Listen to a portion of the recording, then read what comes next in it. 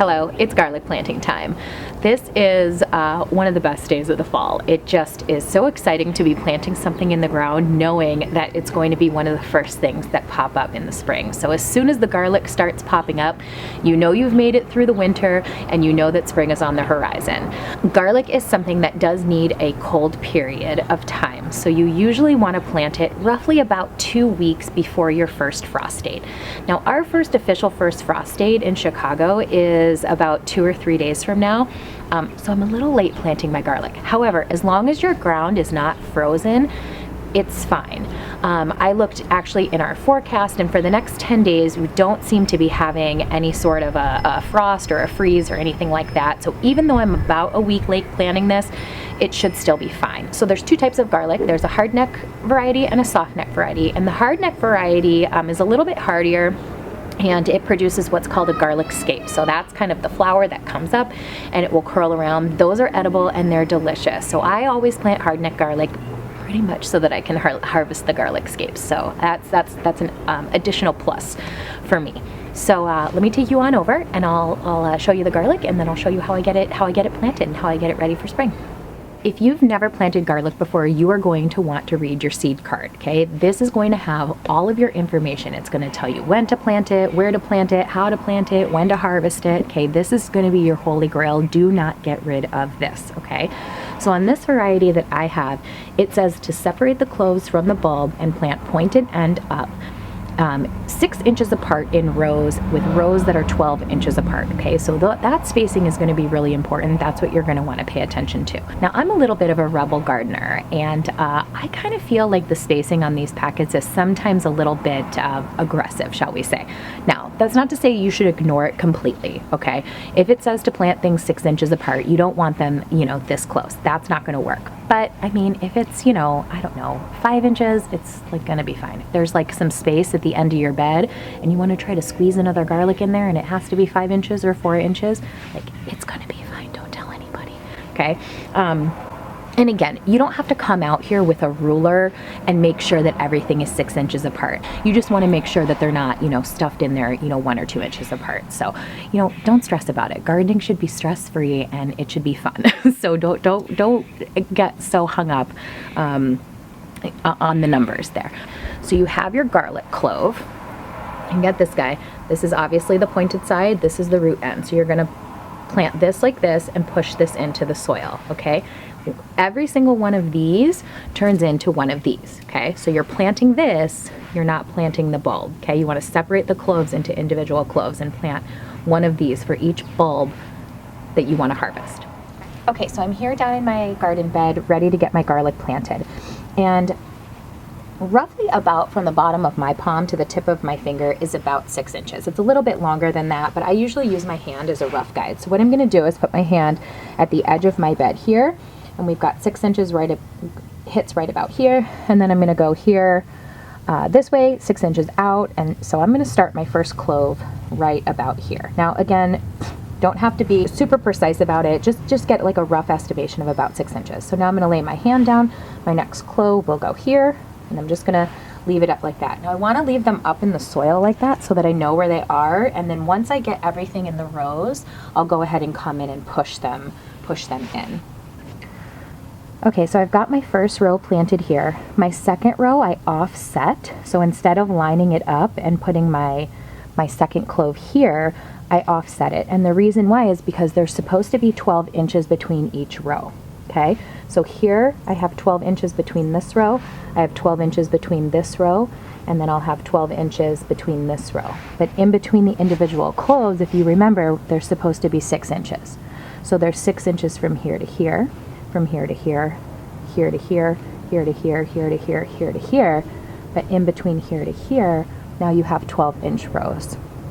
Okay, so this is basically maximizing a small space. My first year, I did not offset like this. I just planted like this in 12-inch rows, and I mean, essentially, basically with this method, I've been able to double my yield. So now that I have everything all lined up, I'm just going to come in here and I'm just going to push these down into the soil like this. Give them a little cover. So once you plant your garlic, you're pretty much going to just ignore it until spring. You could give it a water if you live in an area where it's a little bit drier and you're not going to get a lot of precipitation. Here in Chicago, especially during the fall, I mean, it rains pretty much every other day. We're gonna be getting snow pretty soon.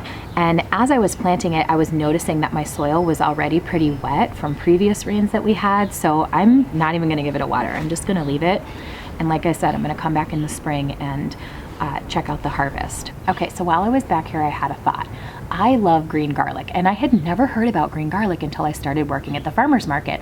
And what it is it's basically just young garlic that hasn't formed a bulb yet, and it basically looks like a giant scallion, and it's the result of farmers thinning their crops in the spring.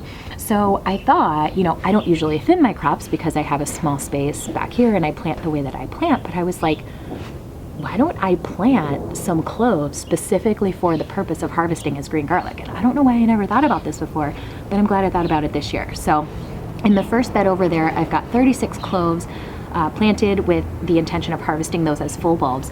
And then in this bed, I planted about 24, just super close together, kind of in a row, one or two rows there with the intention of harvesting them as green garlic. Now, I'm not sure I have any pictures of fresh green garlic.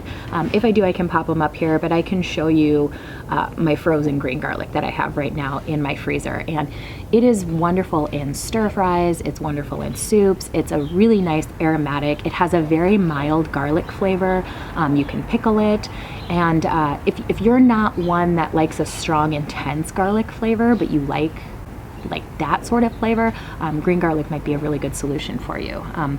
So since they are not going to be forming full bulbs, you can really stuff them in there and plant them close together. So I have about 24 in there, really kind of close together, maybe about 1 or 2 inches apart. Those will be some of the first things that I actually do harvest in the spring. It never occurred to me to plant cloves specifically to harvest as green garlic because I was always like, oh, I'll just buy it at the farmer's market. But like, why would I do that when I have space to do that myself? So anyway, mind blown, new routine, and we'll definitely have to make a note of this in my garden journal for years to come. Okay, so I've got everything planted, and as you can see behind me, I've just kind of popped some tomato cages in there, and basically the reason for that is just to keep the animals out. So we have squirrels, we've got a raccoon, we've got a local alley cat. They love to come in here and use this garden bed as their bathroom. The squirrels love to come and bury peanuts in here. Every spring when I'm turning over the beds, I find at least 10 to 15 peanuts. I'm not even exaggerating.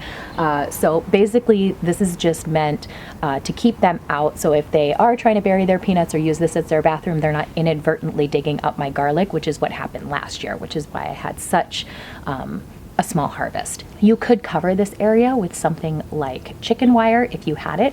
I just don't have any, so I'm utilizing what I have. There's really no need to go out and spend a ton of money on things if there are things around your yard that you can use. Anything that's just gonna make it difficult for animals to get in there is kind of what you're looking for.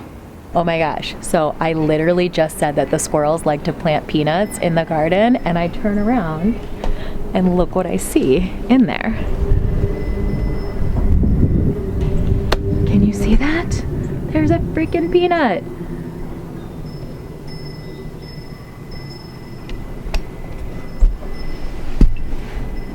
They're ruthless, man, ruthless. So thanks so much for watching. I hope to see you back here in the spring when the garlic starts popping up. So it usually starts popping up through the snow somewhere around the end of March, beginning mid of April, somewhere around there. The scapes I will harvest usually sometime around mid to end of June, and then the actual garlic itself will be harvested somewhere around the mid to the end of July. There's not really a hard fast rule on when these things will pop up and when they will be harvested. That's just kind of a general rule of thumb, I would say.